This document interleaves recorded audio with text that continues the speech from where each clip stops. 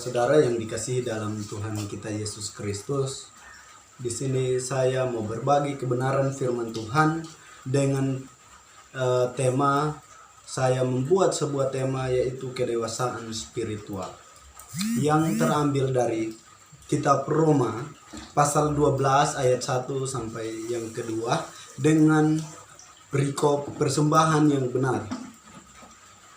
Ayat 1, karena itu saudara-saudara, demi kemurahan Allah, aku menasihati kamu supaya kamu mempersembahkan tubuhmu sebagai persembahan yang hidup, yang kudus, dan yang berkenan kepada Allah.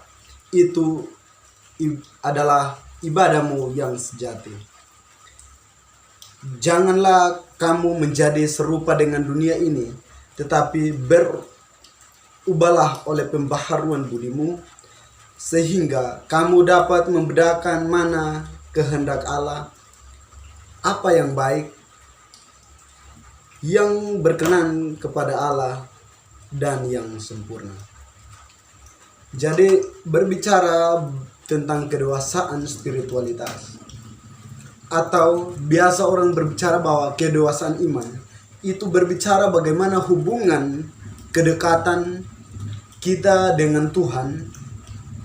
Jadi bagaimana kita memperkuat hubungan kita dengan Tuhan. Bagaimana hubungan antara manusia dengan Tuhan itu erat. Itu adalah orang-orang yang telah mempersembahkan hidupnya kepada Tuhan dan telah memperbaharui pola pikirnya. Mereka tetap fokus melakukan kehendak Tuhan. Jadi di sini firman Tuhan menekankan bahwa kita harus keluar dari setiap pengaruh dunia ini. Jangan kita sama lagi dengan dunia. Memang kita hidup di dunia, tapi kita tidak boleh sama dengan kehidupan dunia. Dalam hal ini, dunia punya cara, berbagai macam cara untuk mengendalikan setiap kehidupan kita keluar dari jalan Tuhan. Bagaimana dunia dengan pengaruh yang begitu luar biasa mempengaruhi kehidupan kita sebagai anak-anak muda untuk hidup dengan pergaulan yang tidak berkenan kepada Tuhan. Tapi di sini Tuhan menekankan bahwa kita mempersembahkan hidup kita sebagai persembahan yang hidup dan yang berkenan. Itu adalah ibadah kita yang sejati. Jadi ada beberapa prinsip utama dalam kedewasaan spiritual. Di sini saya bagi dalam 3 tahap. Yang pertama itu kuat dalam roh. Kuat dalam roh. Yang kedua itu tajam dalam berpikir. Yang ketiga itu dewasa dalam karakter.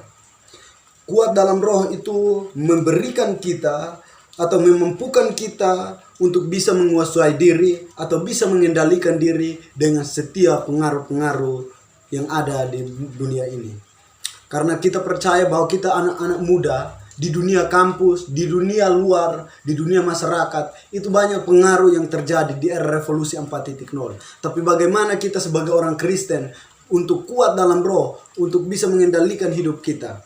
Yang kedua itu tajam dalam berpikir, yaitu kita bisa membedakan hal-hal yang baik dan hal-hal yang buruk. Bisa berpikir hal-hal yang positif. Dan yang ketiga itu ada dewasa dalam karakter.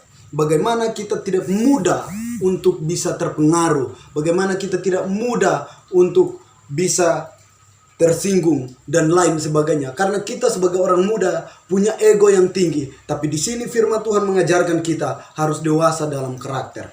Jadi mari teman-teman, mari saudara-saudara menghidupi 3 poin ini. Kuat dalam roh, tajam dalam berpikir, dewasa dalam karakter. Itu poin-poin yang penting untuk kita bisa membangun hidup kita di era revolusi 4.0. Karena saya percaya bahwa ketika kita hidup dalam Tuhan, maka hidup kita akan berdampak bagi dunia ini. Terima kasih, Tuhan Yesus memberkati. Salam.